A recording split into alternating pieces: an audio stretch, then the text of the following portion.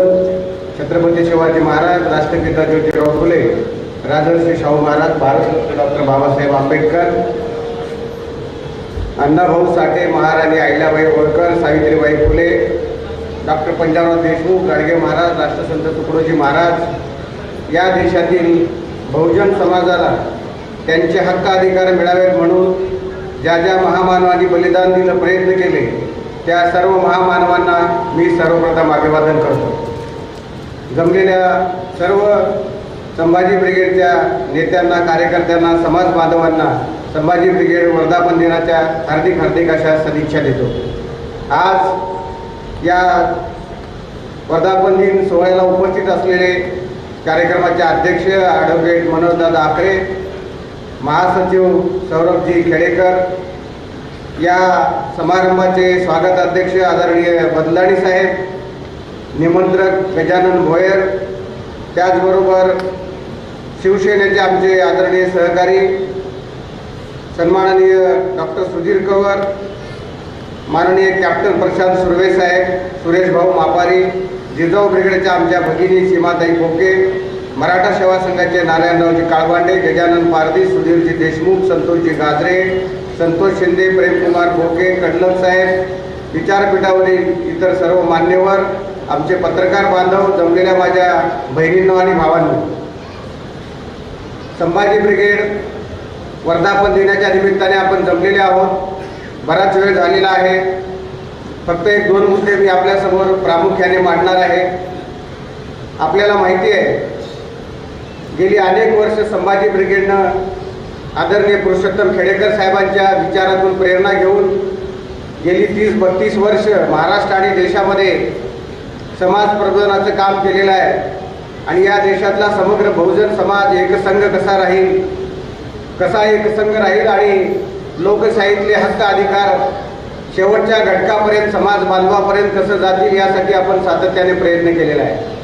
आणि म्हणून हीच भूमिका घेऊन काम करत असताना एका विशिष्ट टप्प्यावर खेडेकर साहेबांनी आम्हाला पंचसूत्री दिली आणि आमच्या असं लक्षामध्ये आलं की भारतीय स्वातंत्र्याच्या 75 वर्षानंतर राज्यकर्त्याकडून ज्या समाजहिताच्या अपेक्षा होत्या, संविधानाचा विचार प्रत्यक्ष कृतीत आणण्याची जबाबदारी ज्या ज्या राज्यकर्त्यांवर होती, ते कोणत्याही पक्षाचे असो, ती त्यांनी जबाबदारी नीट पार पाडली नाही. उलट या सर्वसामान्य गोरगरीब बहुजन समाजाला एक सावध समजून ह्या राज्यकर्त्यांनी जणू काही त्यांचे लचके तोडले आणि या देशातला 85% 90% गरीब, गोरगरीब, सर्व जातीय, सर्व धर्मीय बहुजन समाज एका विनाशाच्या काठावर उभा केला. याचं सर्व दोष, याच्या सर्व पातकाची जबाबदारी या देशाच्या राज्यकर्त्यांनी कधीतरी आपल्या उरावर घेतली पाहिजे. आणि हे जर आपल्याला मूकपणे पाहायचं नसेल तर आपल्याला सत्तेशिवाय दुसरा पर्याय नाही. आणि म्हणून अपरिहार्यपणे संभाजी ब्रिगेडला एक गरज म्हणून राजकारणामध्ये यावं लागलं. आणि या माध्यमातून समाज प्रबोधनाच्या बरोबर आपल्याला जर लोकहिताचे निर्णय घ्यायचे असतील तर आपल्याला राजकीय सत्तेशिवाय कुठलाही पर्याय नाही. आणि म्हणून संभाजी ब्रिगेडला राजकारणामध्ये यावं लागलं. एक अत्यंत महत्त्वाचा शायर आहे, त्याचा एक शेर आहे, म्हणजे आपल्याला काय यावं लागलं, संभाजी ब्रिगेड काय आहे. अनेक लोक आपल्याला प्रश्न विचारतात की तुम्ही एक जातीय राजकारण करणार आहे का, तुम्ही धर्मविरोधी आहात का, किंवा तुमचे किती आमदार खासदार आहेत, तुम्हाला किती आतापर्यंत मतदान झालं, तुम्ही खरंच भाजपच्या या शक्तिशाली व्यवस्थेला तुम्ही या ठिकाणी उद्ध्वस्त करू शकणार आहे का, तुमचे आई वडील, आजी आजोबा, कुणीतरी नातेवाईक तुमचे आमदार खासदार होते का, निवडणुकीला प्रचंड पैसा लागतो, ती तुमची कुवत आहे का. अशा प्रकारचे प्रश्न संभाजी ब्रिगेड समोर उभे केले जातात. त्या सर्वांना आपण उत्तर दिलं पाहिजे की संभाजी ब्रिगेडचं जे एकमेव ध्येय आहे की लोकशाहीच्या 75 वर्षामध्ये ज्या घरामध्ये, ज्या मायबापाच्या पोटी अनेक लोक जसे जन्माला आले तसे बहुजन समाजातले लोकही जन्माला आले, परंतु माणूस निर्माण झाल्यापासून ज्या कुटुंबामध्ये लोकशाहीच्या नंतर आमदार खासदार कोणी झाले नाहीत, मंत्री मुख्यमंत्री झाले नाहीत, अशा सर्वसामान्य सर्व जातीय घरातून त्या मुलांना आमदार खासदार करण्याची प्रतिज्ञा, शपथ घेऊन संभाजी ब्रिगेड रस्त्यावर उतरली. काही लोक म्हणतात की पवार साहेब 50 वर्षापासून एकाच मतदारसंघात निवडून येतात, त्यांना कोणीच पाडू शकत नाही. एक उदाहरण म्हणून शरद पवारांचं नाव घेतलं. काही जण म्हणतात 20-20 वर्ष 4-4 टर्म आमदार खासदार निवडून आले. आमचं असं स्पष्ट मत आहे की लोकशाही राज्यव्यवस्था असेल, घराणेशाही तशी म्हणजे हुकुमशाही राजेशाही तशी होती ती 100-100 वर्ष 200-200 वर्ष 500-500 वर्ष एकाच राजाची सत्ता अशी हुकुमशाही होती. या हुकुमशाहीला आणि फॅशिझमला नेस्तनाबूत करून सर्वसामान्य रयतेला सत्तेत प्राधान्य मिळालं पाहिजे म्हणून लोकशाही समाजवादी व्यवस्थेचा जन्म जगामध्ये झाला. आणि लोकशाही निर्माण झाल्यानंतर सुद्धा एकच व्यक्ती 50-50 वर्ष 25-25 वर्ष तो मेल्यावर त्याचा पोरगा, तो मेल्यावर त्याचा पोरगा, त्याची सून, त्याची भाची, त्याचा काका निवडून येत असेल तरी लोकशाही नव्हे, लोकशाहीच्या व्यवस्थेच्या नावावर निर्माण झालेला नवा फॅशिझम आहे. एकाच मतदारसंघामध्ये सारखा एकच माणूस निवडून येत असेल तर त्या मतदारसंघातल्या त्या देशातल्या लोकांना लोकशाही समजली नाही असा त्याचा अर्थ होतो. आणि म्हणून दुर्दैवाने हे षडयंत्र लोकशाहीच्या नावावर निर्माण झालेलं फॅशिझम आपल्याला उद्ध्वस्त करायचं असेल तर हे सातत्याने आमदार खासदार सुद्धा बदलत राहिले पाहिजे आणि नव्या चेहऱ्याने त्या ठिकाणी संधी दिली पाहिजे. या विचारपीठावर आमचं आव्हान आहे, कोणत्याही जातीचे कोणत्याही पक्षाचे लोक असोत, पुन्हा पुन्हा जर निवडून येत असतील तर त्यांना पहिलं पाडा आणि नवीन गोरगरीब कष्टकरी लोकांना आमदार खासदार करा, तर ही लोकशाहीची व्यवस्था आहे. उसूलों पे जहां जांच आहे टकराना जरुरी आहे. संभाजी ब्रिगेडला राजकारणात काय यावं लागलं? नपुसकाचं सील आणि दुर्बळाची अहिंसा याला व्यवहारात केवढीची किंमत नाही. लोकांचं कल्याण व्हावं म्हणून आपण कितीही मंत्र जाप केले तरी लोकांचं कल्याण होणार नाही. त्यासाठी व्यवस्था परिवर्तनासाठी रस्त्यावर उतरावं लागेल आणि ती संभाजी ब्रिगेडची ताकद आहे. आणि एक चांगली गोष्ट म्हणजे ब्राह्मणी वर्णवर्चस्ववादी हिंदुत्वाला माननीय सन्माननीय बाळासाहेब ठाकरेंनी लाथ मारली आणि एक घोषणा केली की आमचं हिंदुत्व प्रबोधन करायचं आहे, आम्ही शेती जाणवायला मानत नाही. त्या दिवशी ब्रिगेड आणि संभाजी ब्रिगेड आणि शिवसेनेची युती आणि ही युती एका आश्वासक अशा विचारावर झालेली आहे. गद्दारी, धंदे, खोकेल, लाचारी, आमदारकी, खासदारकी ही आमची चर्चा युतीमध्ये कुठेही झालेली नाही. त्या विचारावर तुम्ही जोपर्यंत प्रामाणिक आहात तोपर्यंत आम्ही तुमच्या सोबत आहोत. या देशातला विषमतावाद आणि ब्राह्मणी आयडिओलॉजी नेस्तनाबूत करणे त्यासाठी उद्धवजींनी पुढाकार घेतला आणि म्हणून संभाजी ब्रिगेड आज शिवसेनेच्या सोबत आहे. आणि म्हणून आम्ही जेव्हा मुंबईला आमचा संयुक्त मेळावा झाला तिथे सुद्धा उद्धव साहेबांना आम्ही सांगितलं हे काँग्रेस राष्ट्रवादी वगैरे पक्षांचं काय होईल सांगता येत नाही. रात्रीतून पक्ष फुटतात, दुसऱ्याकडे जातात, तिसऱ्याकडे जातात, नुसता खिचडी झालेली आहे. काय होते राजकारणात त्याच्यावर चर्चा न केलेली बरी, अशा प्रकारचं देशातलं सध्याचं वातावरण आहे. म्हणून आम्ही उद्धव साहेबांना सांगितलं की काँग्रेसचे काय होईल, राष्ट्रवादीचे किती तुकडे पडतील, कोण कोणाकडे जाईल, कोण ईडीला शरण जाईल, ते खड्ड्यात जाऊ द्या. पण आम्ही त्यांना सांगितलं की शिवसेना आणि संभाजी ब्रिगेड ही अबाधित राहिली तर महाराष्ट्रात निश्चितपणे सत्ता आणू शकते, ही हिम्मत ब्रिगेडच्या कार्यकर्त्यामध्ये आहे. आणि म्हणून ही भूमिका घेऊन संभाजी ब्रिगेड उतरलेली आहे. उसूलों पे जहां जांच आए तो टकराना जरूरी है, जो जिंदा हो तो फिर जिंदा नजर आना जरूरी है. आम्ही मराठी आहोत, शिवाजी महाराजांचे, फुलेशाह आंबेडकरांचे वारस आहोत हे बोलून चालणार नाही. तर जिथे जिथे गुलामी आहे, विद्वेष आहे, शोषण आहे तिथे आपल्याला शस्त्र घेऊन उभं टाकावं लागेल, तर तुम्ही त्या महापुरुषांचे वारस आहे. आणि म्हणून ब्रिगेडनं हे केलेलं आहे. उसूलों पे जहां जांच आए टकराना जरूरी है, जो जिंदा है तो फिर जिंदा नजर आना जरूरी है. सलीका ही नहीं शायद उसे महसूस करने का, सलीका ही नहीं शायद उसे महसूस करने का, जो कहता है कि खुदा है तो नजर आना जरूरी है. तुम्ही म्हणताना विकास झाला तर आम्हाला दाखवा. का अदानी, अंबानी, टाटा, बिर्ला हे या देशाचे मालक झालेले आहेत आणि 75 वर्ष या देशात लोकशाही आहे तर सर्वसामान्य माणूस भुके कंगाल का झालेला आहे, हा आमचा तुम्हाला प्रश्न आहे. म्हणून विकास झाला असेल तर तो तुम्ही दाखवा, लोकशाही आहे तर ती आम्हाला दाखवा. आणि म्हणून त्यासाठी संभाजी ब्रिगेडला अपरिहार्यपणे ही भूमिका घेऊन पुढे यावं लागलं. ही ब्रिगेडची एक समाज विकासाची, सामाजिक परिवर्तनाची भूमिका आपण या माध्यमातून समजून घेतली पाहिजे. दुर्दैवाने आज कोणत्याही राजकीय पक्षाला तत्वज्ञान उरलेलं नाही.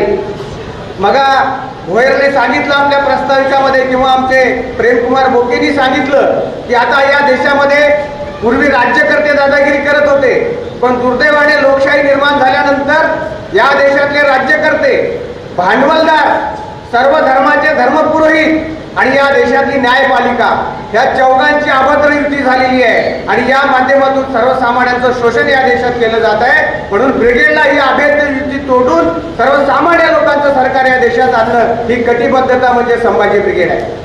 आमची ताकद किती आहे, मतदान किती आहे हे जाऊ द्या, परंतु आम्ही ज्या माणसांना प्रबोधित केलेलं आहे लोकशाहीमध्ये, त्या सर्वसामान्य वंचित कष्टकरी श्रमकरी लोकांना राजसत्तेपर्यंत जर तुम्हाला घेऊन जायचं असेल तर ह्या समाज परिवर्तनाच्या भूमिका सत्तेच्या माध्यमातून आपल्याला सोडाव्या लागणार आहेत. ह्या 4 जणांच्या युतीचं मी सांगितलं, मगा कुणीतरी ईडीचा उल्लेख केला. तुम्ही जर जुने हिंदू पुराण वाचले तर त्यामध्ये एक कथा नेहमी तुम्ही ऐकली असेल की इंद्र नावाचा देवाचा राजा आहे. 33 कोटी देव आहेत आणि त्या सर्वांचा राजा इंद्र आहे आणि हा इंद्र सत्तेवर बसलेला आहे. आणि काय होतं की कुणीतरी महापुरुष, कुणीतरी साधू, कुणीतरी ऋषी, एखादा राजा, एखादा माणूस इंद्रपदाचं स्वप्न बघतो. त्याला असं वाटतं की इंद्राच्या काही बापाची सत्ता नाही, आपण पण इंद्रपदावर गेलं पाहिजे आणि देवाचा राजा झाला पाहिजे. मग ते काय करतं, ते तपश्चर्या करायला सुरुवात करतं. इंद्रपद मिळवायचं असेल तर पुण्य मिळालं पाहिजे म्हणून ते तपश्चर्या करतं. आणि हे जेव्हा इंद्राला समजतं की कुणीतरी कुणबी, कोळी, आगरी, भंडारी, राबोशी, तेली, वंजारी, धनगर, मुसलमान, ख्रिश्चन, इंद्र पहिल्यांदा रंभा आणि उर्वशीला बोलवतो, अप्सराला बोलवतो, त्यांच्या कानात सांगतो काही करा, जाऊन त्याची तपश्चर्या भंग करा, कारण त्याच्याकडे पुण्य जमा झालं तर तो इंद्र पदावर येईल आणि माझी सत्ता चालली जाईल. मग या अप्सरा काय करतात, अप्सरा जातात आणि त्या ऋषीसमोर नावे होतात, काहीतरी हावभाव करतात, विचित्र चाळे करतात आणि त्याला डिस्टर्ब करून त्याची तपश्चर्या भंग करतात आणि त्याची तपश्चर्या भंग झाली की इंद्राचं पद सुरक्षित राहतं. आता आजची अप्सरा कोण आहे तुम्ही मला सांगा, कोण आहे आजची अप्सरा? ईडी ही आजची अप्सरा म्हणून धंदेवाईकपणे काम करते. इंद्राची रखेल म्हणजे आजची ईडी झाली. आणि मग जर कोणी प्रबोधनाचं काम करायला लागला, कोणी बहुजन विचाराने जर धाडसाने पुढे यायला लागला, फुले शाहू शिवराय, शाहू आंबेडकर भारताच्या संविधानाची भाषा बोलायला लागला, रेशीम बागेच्या भागवतच्या विरोधात बोलायला लागला की त्याच्या पाठीमागे ईडी लावायची, म्हणजे ही अप्सरा लावायची आणि तो झक मारत मग पुन्हा त्या मोदीच्या आणि भागवतच्या पाया पडतो आणि लोकशाहीचा सत्यानाश होतो. पण संभाजी ब्रिगेडवाल्यांचं एक सगळ्यात चांगलं आहे, आपलं नाव जरी ईडीच्या कानात सांगितलं तर ईडी म्हणते त्याच्याकडे काहीच नाही, तुम्हाला ईडी लावावं लागेल, तर ईडी लावायसारखं त्याच्याकडे काहीच नाही, ते सीडी घेऊन बसले. ईडी जरी लावली तर कधी तुमचा गळा दाबतील ते सांगता येत. काय ईडी लावणार आहे, आमच्या बँकेत खातेच नाही, तुम्ही 15 लाख देणार होते म्हणून झुरे बॅलेन्स तर आम्ही उघडलं. काय आमच्या खात्यात आहे? आमच्या खात्यात काहीच नाही, आमची काही काळजी करू नका. आणि म्हणून या देशात या पद्धतीने आपल्याला पुढे जावं लागेल. एक भीती तयार केली गेलेली आहे. आणि पक्ष कुठल्या अस्तित्वात आहे, तो कोणता पक्ष अस्तित्वात आहे, कशा पद्धतीने भाजप आज या देशामध्ये विकृत पद्धतीने या देशामध्ये राजकारण राबवत आहे. खरंच ही सत्ता आहे का याचा तुम्ही विचार करा. आपल्याला माहिती असेल भगतसिंगांनी 1928ला क्रांतिकारी पक्ष काढला होता, तेव्हा भारत स्वतंत्र झाला होता का? भारत स्वतंत्र 47ला झाला. 23व्या वर्षी भगतसिंग फाशी गेले. एक महान तत्ववेत्ते भगतसिंग होते. का पक्ष काढला तर आपल्याला माहिती आहे आता राजकारण म्हणजे वाईट आहे, घाणेरडं आहे, भ्रष्टाचारी लोकांचं आहे, शहाण्या माणसाने इकडे येऊ नये, स्त्रियांनी राजकारणात येऊ नये. जी स्त्री राजकारणामध्ये आली कोणत्याही जातीपातीची असो, पहिल्यांदा तिच्या चारित्र्यावर शंका घेतली जाते, तिचं चारित्र्य आनंद केलं जातं आणि म्हणून राजकारणात शहाण्यांनी जायचंच नाही असा कार्यक्रम राबवला गेला. आणि म्हणून माझी आपल्याला विनंती आहे, तर राजकारणात शहाण्यांनी जायचं नाही तर बाबासाहेब आंबेडकर, महात्मा ज्योतिराव फुले, डॉक्टर भाऊसाहेब पंजाबराव देशमुख, पंढरीनाथ पाटील, केशवराव जेडे, दिनकरराव जवळकर, शंकरराव मोरे, भाई उद्धवराव पाटील, क्रांतिसिंह नाना पाटील यांच्यापेक्षा कोण शहाणा आहे या देशामध्ये? ही माणसं सत्तेत गेली का गेली? बाबासाहेब मंत्री झाले, भाऊसाहेब मंत्री झाले का झाले?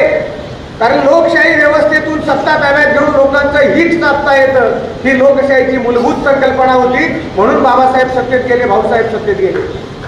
म्हणून आजच्या तरुणांना आमचं आव्हान आहे की ब्रिगेड कशासाठी आहे की तुमचे 4 वेद 6 शास्त्र सगळे तत्ववेत्ते एकत्र करा, तुमच्यात हिंमत असेल तर तुमचे सगळे खासदार बोलवा, तुमच्या मोदी साहेबांना बोलवा, आमच्या गावातला साधा गजानन भोयर त्याला निरुत्तर करेल एवढे आम्ही परफेक्ट कार्यकर्ते तयार केले.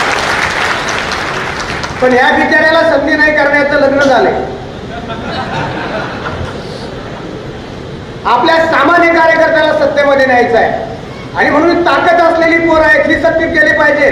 भगतसिंगाने क्रांतिकारी पक्ष नावाचा पक्ष काढून एक जाहीरनामा डिक्लेअर केला आणि त्यात सांगितलं की हे ब्रिटिश लोक या देशामध्ये अमरत्वाचा पट्टा घेऊन आलेले नाहीत. आम्ही ब्रिटिशांच्या विरोधात जरूर लढाई लढतो आहोत, पण ब्रिटिश गेल्यानंतर इथे जी लोकशाही निर्माण होईल ती सत्ता कुणाच्या हातात द्यायची. ती सत्ता हातात द्यायची असेल तर नवतरुणांच्या, विचारी तरुणांच्या, समाजवादाचा पुरस्कार करणाऱ्या, विषमतेला धिक्कारणाऱ्या, फॅशिझमला लाथ मारणाऱ्या तरुण तरुणींच्या हातात या देशाचं सरकार असलं पाहिजे. हे भगतसिंगाचं स्वप्न होतं आणि त्यांनी त्याचा एक जाहीरनामा दिलेला होता. जेव्हा भगतसिंगांना फाशी झाली तेव्हा विद्यावती नावाची त्याची आई रडायला लागली. तेव्हा एक सांत्वन करणारं पत्र भगतसिंगाने आपल्या आईला पाठवलं. त्या पत्रात भगतसिंगाने लिहिलं, आई 23व्या वर्षी मी देशासाठी फाशी जातोय, पण तू वाईट वाटून घेऊ नको. माझ्या डोळ्यात एक स्वप्न आहे क्रांतीचं. हे ब्रिटिश गेल्यानंतर मी याच्यासाठी बलिदान देतोय.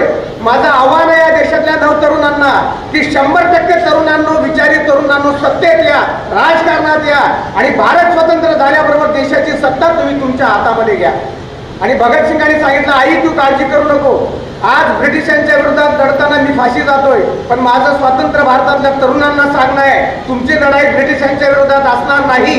हे ब्रिटिशर्स चालले जातील आणि जेव्हा इथे भारतीय लोकशाही इस्टॅब्लिश होईल तेव्हा भारतातले जे लोक सत्तेमध्ये येतील ते काळे इंग्रज या देशातल्या सर्वसामान्य जनतेवर जुलूम अत्याचार करून भांडवलदारांचे दलाल होतील. तर हे देशभक्त बांधवांनो, तरुणांनो, तुम्हाला आम्ही ज्या पद्धतीने ब्रिटिशांच्या विरोधात लढलो त्याच्यापेक्षा 1000 पट शक्तीने ह्या वर्तमानातल्या सत्ताधाऱ्यांच्या विरोधात संघर्ष करा, हे भगतसिंगाचं सांगणं होतं.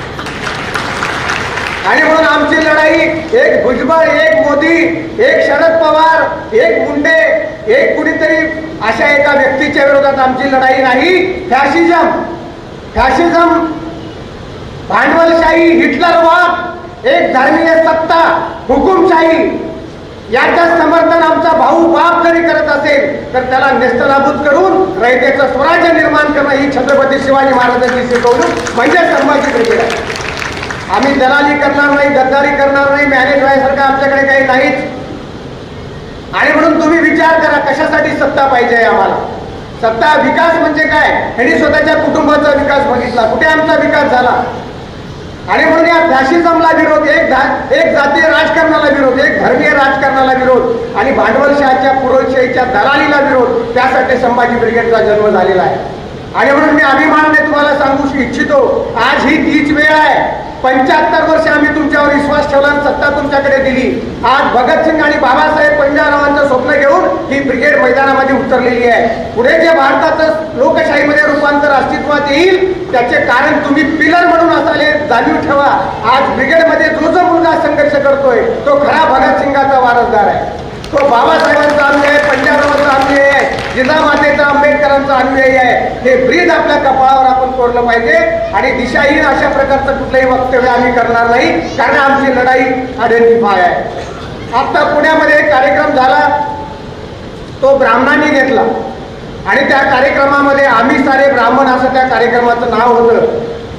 ब्राह्मण रत्न नावाचा एक त्यांनी कोश प्रकाशित केला आणि शंकर अभ्यंकर नावाच्या एका ब्राह्मण महाराजाने, विद्या वाचस्पती शंकर अभ्यंकरने तिथे भाषण करताना एक मागणी केली.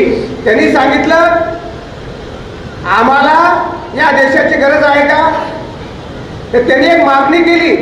त्यांनी आपल्या भाषणात सांगितलं की आम्हा ब्राह्मणांसाठी स्वतंत्र ब्राह्मण लँड निर्माण झाली पाहिजे, ही मागणी अभ्यंकरनी आम्ही सारे ब्राह्मण या कार्यक्रमात घेतली. त्याला सर्व सत्ताधारी पक्षातले लोक होते, फडणवीस साहेबासहित सगळे. त्यांनी मागणी केली, तुम्ही कल्पना करा, एखाद्या मराठ्याने, माळ्याने, धनगराने, वंजाऱ्याने, मुसलमानाचं तर जाऊ द्या, ही मागणी जर केली असती तर आज देशात काय वातावरण राहिलं असतं? त्याच्यावर देशद्रोहाचा गुन्हा दाखल झाला असता की नाही? आज एखाद्या मुसलमानाने, शिखाने मागणी केली असती की आम्हाला स्वतंत्र राष्ट्र पाहिजे, आम्हाला भारतात राहायचं नाही, आम्हाला स्वतंत्र खलिस्तान पाहिजे अशी मागणी केली असती तर या देशाचं आज चित्र काय राहिलं असतं. पण तुम्ही विचार करा, मग ब्राह्मणाला सगळं माफ आहे का? त्यांनी उघड सांगितलं की आम्हाला ब्राह्मण लँड पाहिजे. आता मी संभाजीनगरच्या वतीने सांगतो, कोणाचा विरोध असेल मला माहित नाही, पण जर ब्राह्मणासाठी स्वतंत्र राष्ट्र करायचं असेल तर 100% संभाजी ब्रिगेडचा त्याला पाठिंबा आहे. आम्ही शंकर आंबेडकरचं अभिनंदन करतो की तुम्ही जे स्वतंत्र ब्राह्मण राष्ट्र मागितलेलं आहे त्याला पहिला पाठिंबा संभाजी ब्रिगेडचा आहे. फक्त अट एक आहे, तुमचं राष्ट्र भूभाग आम्ही तयार करून देऊ, पण तुम्ही सर्व पोट जातींना घेऊन राजकारणातले, धर्मकारणातले, समाजकारणातले, न्यायपालिकेतले सगळे ब्राह्मण तुम्ही तुमच्या राष्ट्रात गेले पाहिजे. भारतात राहायचं नाही. आम्ही भारतातलाच भाग तुम्हाला देऊ. तिथे जाऊन तुम्ही परशुरामाचा पुतळा उभा करा, टिळकाचा पुतळा उभा करा, वामनाचं मंदिर उभं करा, रोज यज्ञ करा, रोज हवन करा, सत्यनारायण करा, कुंडल्या वाचा, वेदांचं पठण करा. तुम्हाला काय झक मारायची ते तुमच्या देशात करा.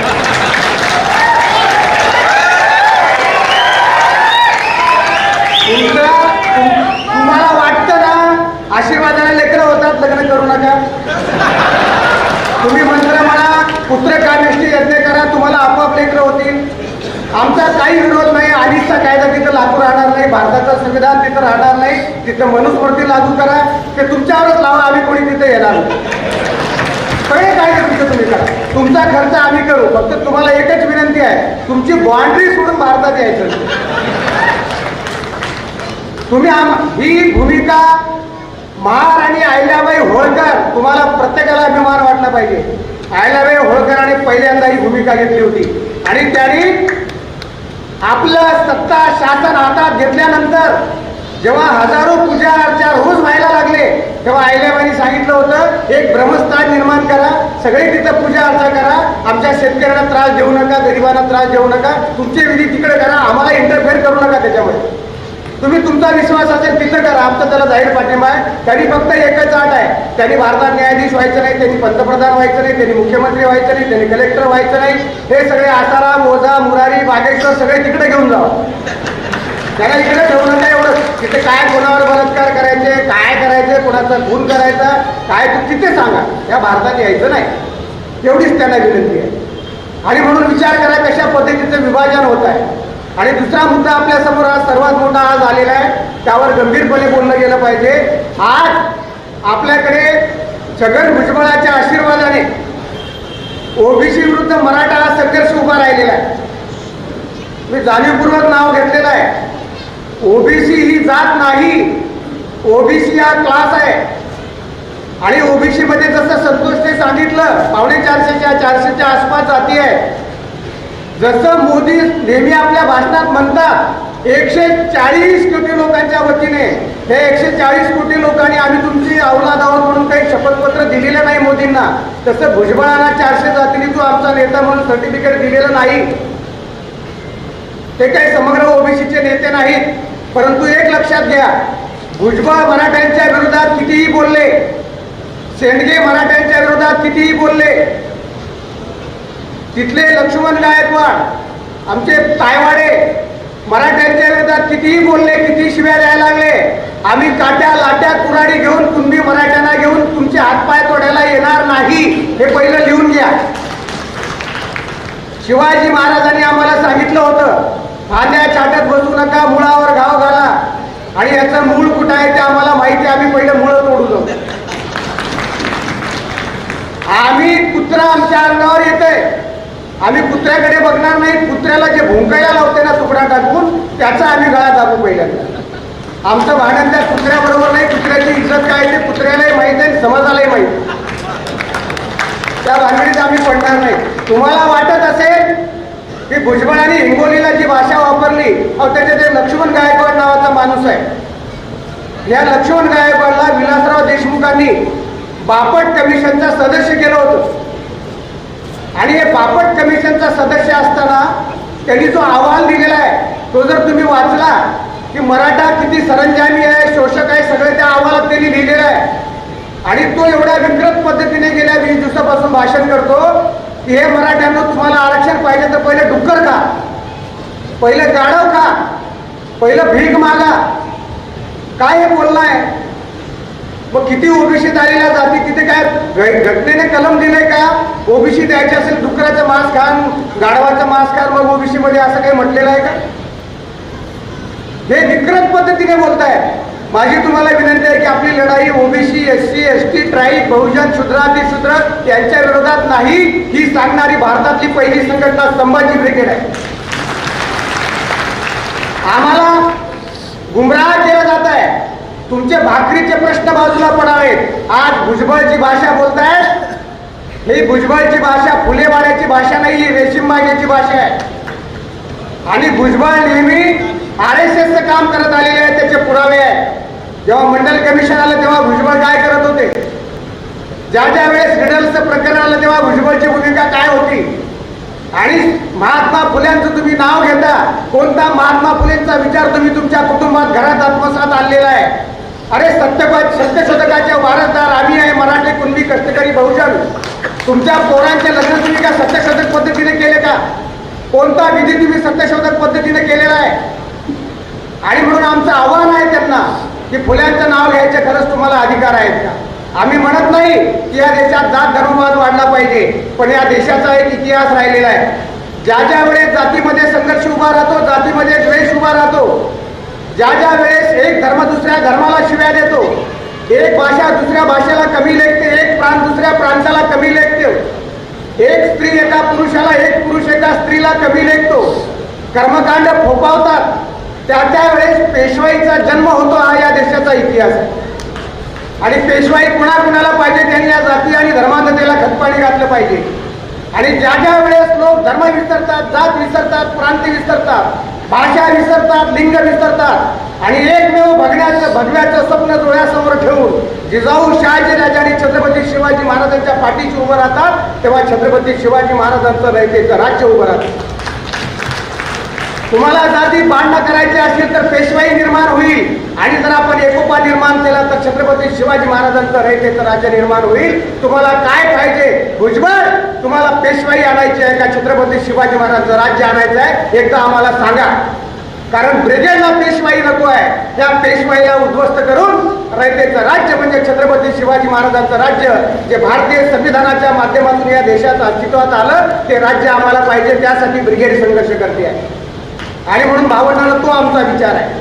म्हणून आरक्षणाच्या संदर्भात 1-2 मिनिटात हा मुद्दा संपूर्ण म्हणजे क्लिअर होऊन जाईल. लोक विचारतात ब्रिगेडची काय भूमिका आहे. आमच्या अनेक प्रवक्त्यांनी सांगितलं, अध्यक्ष बोलणार आहेत, महासचिव बोलणार आहेत, पण मी आपल्याला सांगू इच्छितो की आम्ही संविधान मानणारे लोक आहोत. 1950ला भारताचं संविधान लागू झालं आणि या भारताच्या संविधानामध्ये डॉक्टर बाबासाहेब आंबेडकरांनी हे संविधान लिहित असताना 340, 341 आणि 342 ही 3 कलमं घातली. पंजाबराव देशमुखांचं मोठं योगदान होतं ही कलमं घालण्यामध्ये. आणि म्हणून ट्राईब आणि अस्पृश्य जाती घटनाकारापुढे आयडेंटिफाय होत्या. ही कलमं संविधानात का आली तर आपल्याला प्रत्येकाला अभिमान वाटला पाहिजे की भारतात पहिल्यांदा आरक्षणाची मागणी करणारा पहिला महापुरुष कोण असेल तर राष्ट्रपिता ज्योतिराव फुले या त्या युगनायकाचं नाव आहे.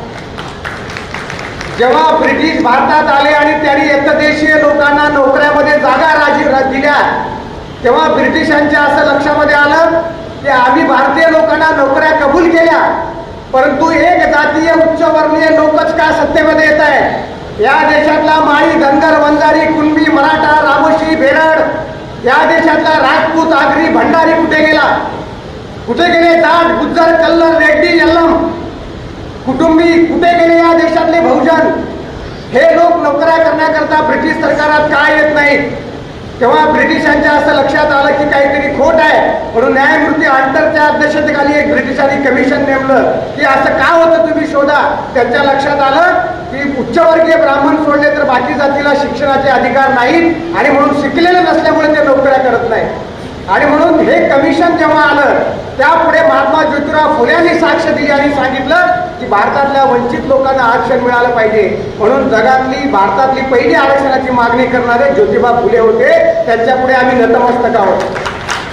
महात्मा फुल्यांचं नाव घेऊन भुजबळ जे मराठ्यांना शिव्या देत आहेत, आमचं त्यांना जाहीर आव्हान आहे, तुम्ही आम्हाला किती शिव्या दिल्या तर आमचा पूर्व ज्योतिबा फुलेच आहे हे आमच्या छाताडावर लिहिलेलं आहे. ते तुझ्यासारखा भुजबळ जातीवाद येऊन पुसू शकणार नाही, कारण फुले हेच आरक्षणाचे जनक आहे. आणि पुढे शाहू छत्रपतीने आरक्षण 1902ला दिलं, आणि हे आरक्षण दिलं तेव्हा मराठ्याला कुठं घातलं होतं? EWS मध्ये घातलं होतं का? मराठ्यांना वेगळं पॅकेज दिलं होतं का? मराठ्यांना मागास जातीसाठी जे 50% आरक्षण दिलं त्या मागासाच्या पंक्तीमध्ये मराठ्यांना शाहू छत्रपतीने घातलं. आणि मग बाबासाहेबांनी संविधानामध्ये 340, 41, 42, 3 कलमं आणली, आणि तिथे अस्पृश्य आणि टाईट जातींना 42 आणि 43 कलम होतं. आणि इतर शेतकरी, गरीब, भटके, विमुक्त अशा साध्या सर्व जातींना, अस्पृश्यता असलेल्या जातींना जर आरक्षण द्यायचं असेल तर 340 कलम आणलेला आहे. मग त्यामध्ये मराठा बसतो की नाही? तर त्यासाठी बॅकवर्ड क्लास कमिशन आहे, सर्वे करा आणि जी जात गरीब आहे जिला आरक्षणाची गरज आहे तिला 340 मध्ये घाला. हे 3च मार्ग या देशामध्ये आरक्षित आम्हाला मान्य आहेत, नवे संविधानकाराला मान्य आहेत. EWS हे आरक्षण नाही, ती सवलत आहे. आणि म्हणून आम्ही संविधानाला मानणारे लोक आहोत, आणि म्हणून आम्ही संविधानाने दिलेल्या आरक्षणाचं समर्थन करतो. म्हणून मराठ्यांना ओबीसी मध्ये घाला, म्हणजे हा काही अमरपट्टा नाही. 10-20 वर्षानंतर सर्वे होईल, पुरोगामी झाले असतील, पुढारले असतील तर मागे काढा. कारण 70 वर्षापूर्वीची परिस्थिती आज मराठ्यांची राहिलेली नाही, कुणब्यांची राहिलेली नाही. अजून अनेक जाती मागास झालेल्या आहेत आणि काही जाती पुढारलेल्या आहेत.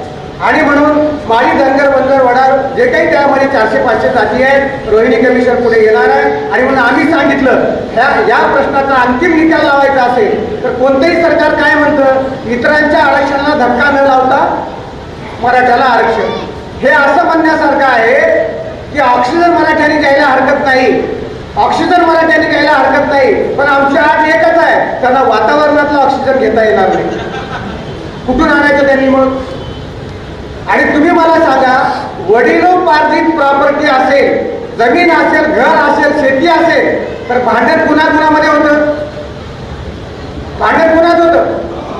2 सख्या भावात बापाच्या इस्टेटीसाठी भांडण होतं.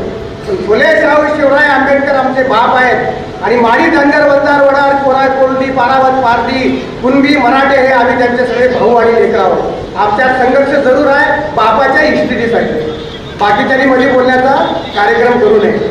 आणि म्हणून जेव्हा आई किंवा बाप समोर नजरेसमोर येतात तर भावांचं भांडण थांबतं. म्हणून ओबीसी भावंडांना आमची विनंती आहे की हे भुजबळ, शेंडगे काय म्हणतात ते जाऊ द्या, लक्ष्मण गायकवाड काय म्हणतात, मुंडे काय म्हणतो हे जाऊ द्या. आपले मायबाप शिवराय, शाहू फुले, आंबेडकर आहेत, त्यांच्याकडे बघा आणि सत्ता हस्तगत करण्याचा प्रयत्न.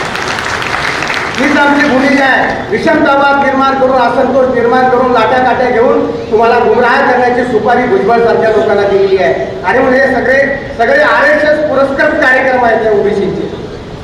आणि म्हणून ही विषमतावादी भाषा आम्हाला मान्य नाही. मराठ्यांचा ओबीसी मध्ये सरकारला आरक्षण द्यायचं असेल तर केवळ आणि केवळ एकमेव पर्याय आहे, ते म्हणजे 50 शाळात घालून ओबीसी देण्या, दुसरा कोणता मार्गच नाही.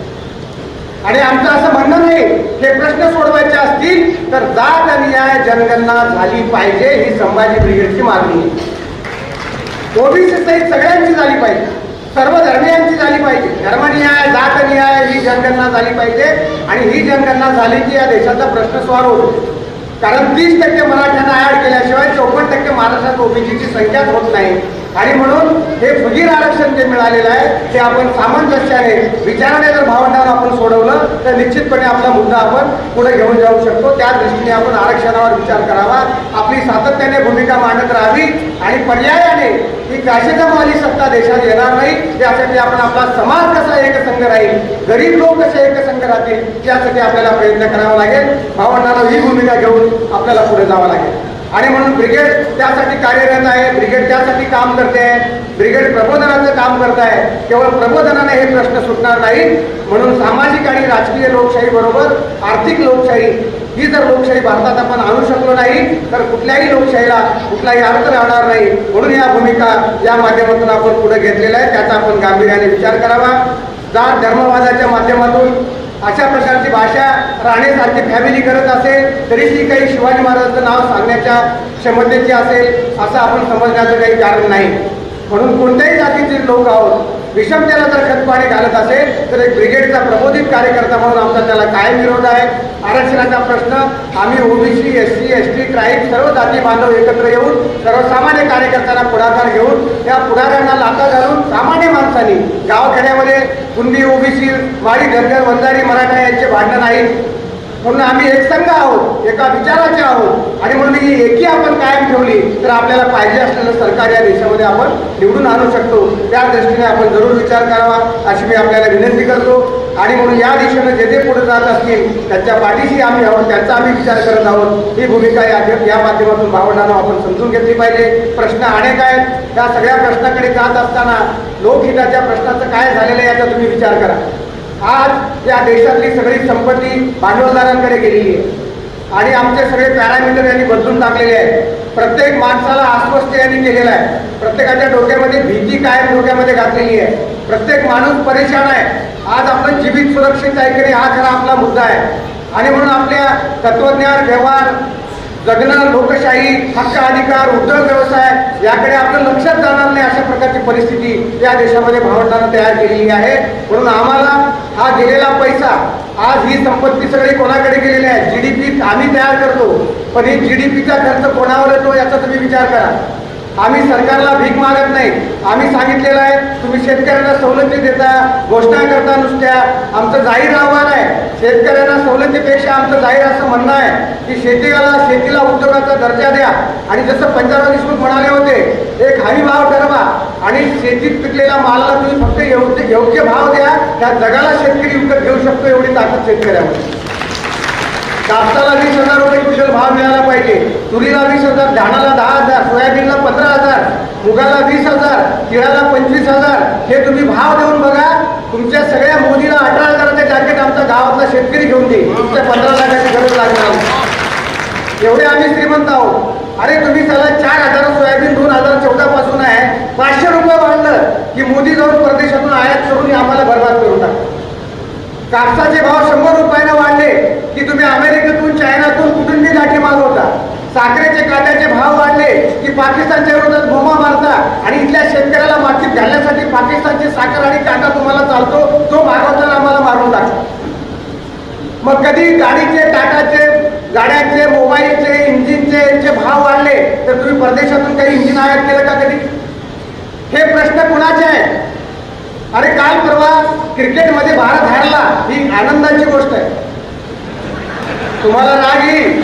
हा क्रिकेट 3 लाकडांना 11 वाकडाचा खेळ, त्याचा 95% भारतीयाचा काही संबंध नाही. हे सगळे खेळाडू देशाचे दलाल झालेले आहेत आणि अदानी, अंबानी, भांडवलदार सट्टा लावून यांना चालवत आहेत. आणि आपण रात्रंदिवस ते बघून यांचा TRP वाढवत आहोत. तुम्ही विचार करा किती पैसा आहे क्रिकेटमध्ये. मोदी येणे नाही, कॅमेरा घेऊन ड्रेसिंग रूमला घेऊन गळ्याला पडून रडायला लागले. हे फिक्स करून मॅच हारलेला आहे हा देश. अरे खरंच या देशाचा प्रधानमंत्री कुठे जाऊन रडायला पाहिजे. अरे 17 दिवस उत्तर काशीमध्ये गोर गरीब कर्मचारी 17 दिवस भुयारात अडकले. हो काय वेदना असतील त्यांच्या बाहेर मायबापाला काय वाटत असेल. आणि जेव्हा हे पहिल्यांदा बाहेर आले ना, देशाच्या पंतप्रधानाने जाऊन त्याला गळ्याला लावून रडायला पाहिजे. तो लेखना मी उभा आहे तर तो प्रधानमंत्री देशाला शोधला असता. अरे जे करोडो रुपयाचे पैसे घेऊन जाहिराती करतात गुटख्याच्या, दारूच्या, कशाच्या, ते हारले म्हणून त्यांना काय फरक पडणार आहे? त्यांना गळ्याला पडून रडता होय तुम्ही? ते लगेच जाऊन त्यांना गळ्याला पडायला त्यांच्या बायका आहेत ना सोबत घेऊन आले होते तिथं. तुम्हाला नाही म्हणून काय झालं? त्यांना आहेत ना. त्यांचं वेदनाशामक औषध त्यांच्याजवळ आहे, तुम्ही नाही आहे त्यांच्या वेदना सुरू करणार. तुम्हाला इथली वेदना समजली पाहिजे होती. कसे हे कामगार राहिले तिथे. आणि जेव्हा बरं भारत विश्वगुरु झालाय आणि कुणामुळे कामगार बाहेर पडले? कुणामुळे पडले? ऑस्ट्रेलियाचा काय नाव आहे त्याचं? अर्नॉल्ड. तो ऑस्ट्रेलियाचा माणूस आला, त्याला आपली भाषा येत नाही, देश माहीत नाही, मध्ये कोण अडकले माहीत नाही, त्याच्या पाया पडायला लागलं आणि मशीन अमेरिकेची आणली. आणि आम्ही काय आहोत? विश्वगुरु आहोत. इंडियन काँग्रेसमध्ये मोदींनी सांगितलं की जगामध्ये हे जे तंत्रज्ञान आहे ऑपरेशनचं, हे येण्याच्या आधी आमच्याकडे होतं. कोणतं होतं? तर आम्ही माणसाचा धडाला जनावराचं मूर्ख लावलं होतं. इतका भारत प्रगत होतो. इंडियन हिस्ट्री काँग्रेसमधलं भाषण आहे प्रधानमंत्र्याचं. नालीतून गॅस काढणारा माणूस विश्वगुरु नाही तर काय होईल हो? इंद्र सुद्धा झक मारेल त्याच्या पुढे. किती भारी टेक्नॉलॉजी आहे. हे झाले बागेश्वर आसाराम यांना खरं तर फाशी दिली पाहिजे चौकामध्ये. हे कुठं झोपले होते झाले कुठल्या बघणार काय नाही गेले काशीच्या मुद्द्याला काय तिथे जाऊन काय नाही सांगितलं आम्ही जातो बाहेर काढतो त्यांना म्हणून. एका ख्रिश्चन धर्मीय माणसाला भारतात ऑस्ट्रेलियाच्या काय यावं लागलं, अमेरिकेची मशीन का आणली. आणि हे जेव्हा मशीनचं काम सुरू झालं 1 दिवस गेला, 2 दिवस गेला, 3 दिवस गेला, 4 दिवस गेलं, 5व्या दिवशी आरामखोराने अफवा सुरू केल्या. तिथे नागेश्वर बाबाचं मंदिर होतं, बोगदा खोदताना पाडलं म्हणून देवाने प्रकोप केला. आता हे काही जीवन बाहेर येत नाही हेच त्याला सांगायला लागले. किती दुर्दैव आहे या देशात. तो माणूस संघर्ष करत होता, विचार करत होता. आणि तुम्हाला माहिती आहे सुटका कुणामुळे झाली. तुम्हाला प्रत्येकाला अभिमान वाटला पाहिजे. त्या लोकांसाठी टाळ्या वाजवा. अरे 17व्या दिवसानंतर जेव्हा मशीन अमेरिकेत सुद्धा खराब झाली, पुढे जाणं शक्य नव्हतं, तेव्हा कोण पुढे गेलो. रॅट होल पाडणारे 4 कामगार आले. आणि रॅट होल फोडणाऱ्या कामगाराचा नेता कोण आहे तर मुन्ना कुरेशी मुसलमान आहे. त्याच्याबरोबर आहे वकील खान. मुन्ना कुरेशी नावाचा रॅट होल फोडणाऱ्या कंपनीचा जो लीडर आहे त्याला 10 लोकांसहित बोलवलं. आणि तुम्ही 33 कोटी देवाला प्रार्थना केली. त्या नागबाबाच्या मंदिराने सत्यानाश झाला म्हणून सांगितलं, कोणी जीवन देणार नाही असं सांगितलं. पण या शूरवीरांनी त्या मुस्लिम असलेल्या मुन्ना कुरेशी त्याच्या 4 सहकार्यांनी 24 तास काम करून त्या महाभयानक भुवानामध्ये गेले. आणि मुन्ना कुरेशी हा पहिला आहे जो जाऊन त्या बिछडलेल्या कामगाराला भेटला. तेव्हा त्याला सर्व अल्लाह देशी भगवान याच्यापेक्षा सर्वश्रेष्ठ जर कोण वाटला असेल तर मुन्ना कुरेशी हा त्यांना भगवान वाटला. आम्ही त्याचं नाव घेतलं का खाली सगळे बाहेर आलेले सुद्धा देवाच्या कल्पना आले म्हणून देवाची पूजा करायला. आम्ही त्याचं नाव घेतलं का खाली सगळे बाहेर आलेले सुद्धा देवाच्या कल्पना आले म्हणून देवाची पूजा करायला. आता तिथल्या मुख्यमंत्र्यांनी घोषणा केलेली आहे ते नागबाबाचं मंदिर आम्ही मोठं उभा करू. आता याच्या पुढे बोगदा सुरक्षित जाऊ दे. तो ऑस्ट्रेलियाचा जो आरनाड आला होता तो बी येणा होऊन गेला. त्याला इतकी संगत लागली.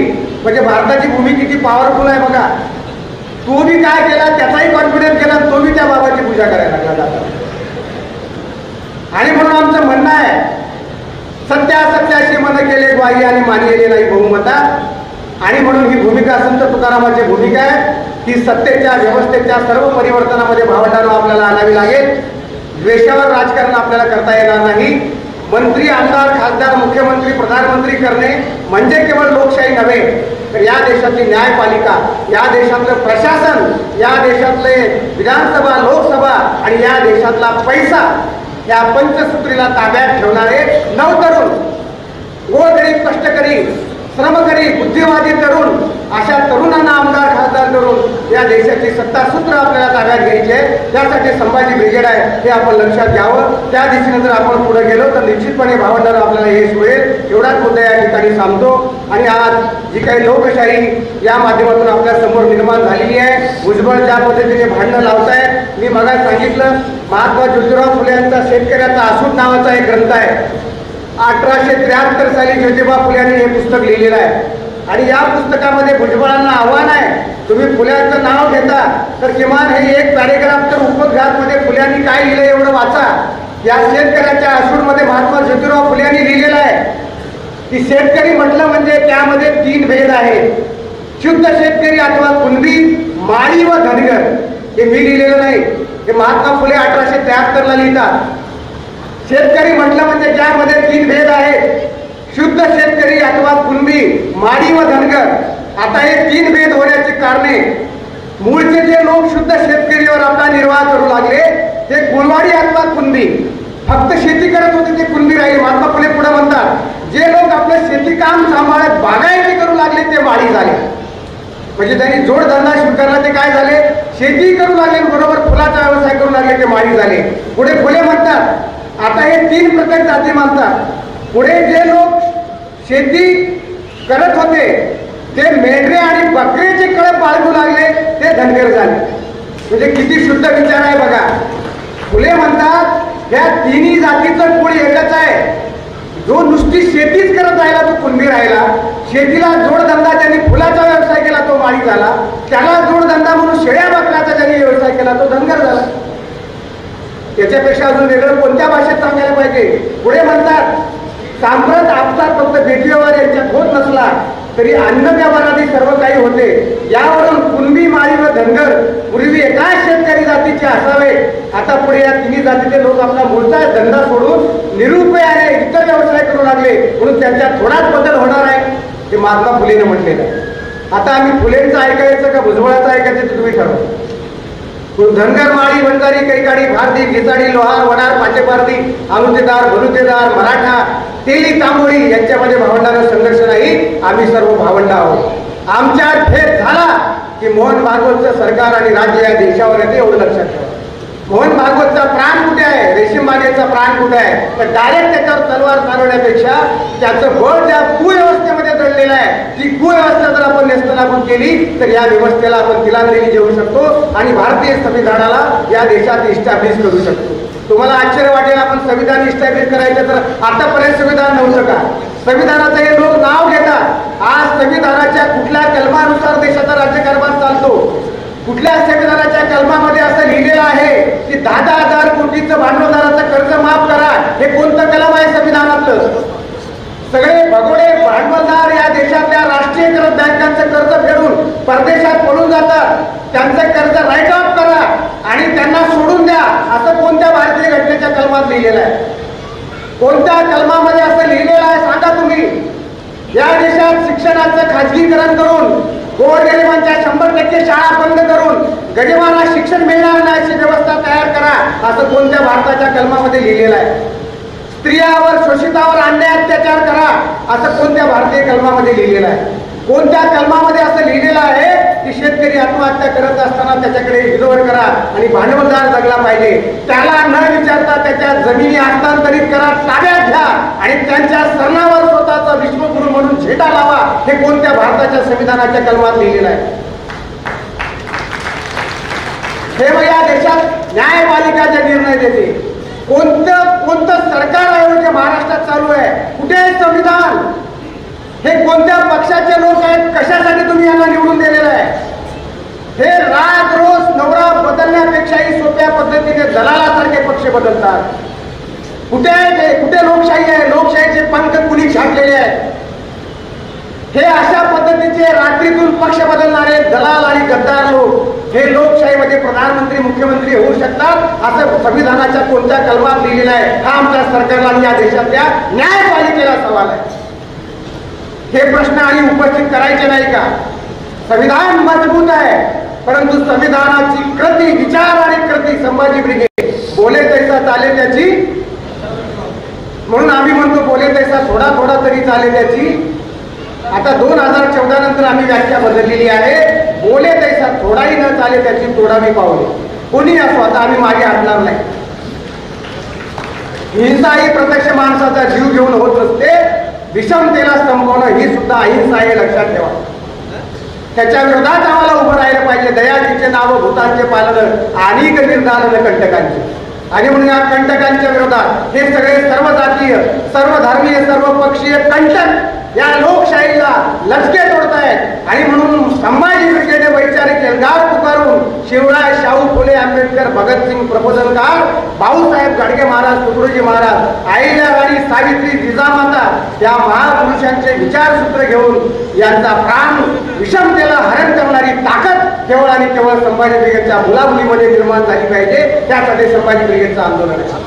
आणि म्हणून जाहीरपणे सांगू शकतो की एक दिवस निश्चितपणे असा येईल, तुमच्या काळजावर कोरून ठेवा, एक दिवस असा येईल या देशाचा सरपंच ते देशाचा राष्ट्रपती हा ब्रिगेडच्या विचाराचा असेल. त्यासाठी आपल्याला ही लढाई 2024 पुरती आमची मर्यादित नाही.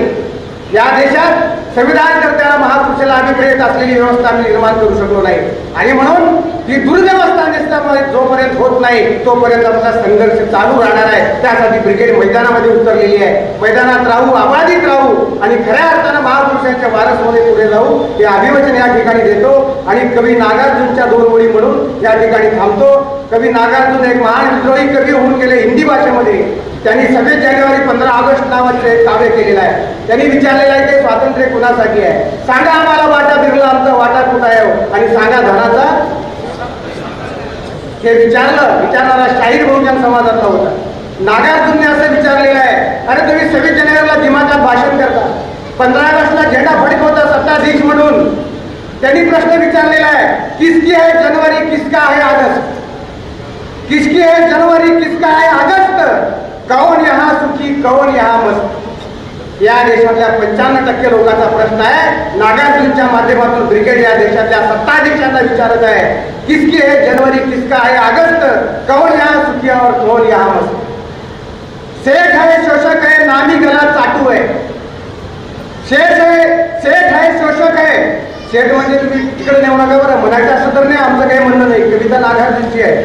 सेठ कोणाला म्हणतात आणि मालक कोणाला म्हणतात तुम्हाला माहिती आहे. सेठ है शोषक है नामी गला काटू है, गालियां भी सुनता है भारी थूक चाटू है. चोर है डाकू है झूठा मक्कार है, कातिल है छलिया है लुच्चा लबाड़ है. जैसे भी टिकट मिला जहां भी टिकट मिला शासन के घोड़े पर वही सवार है.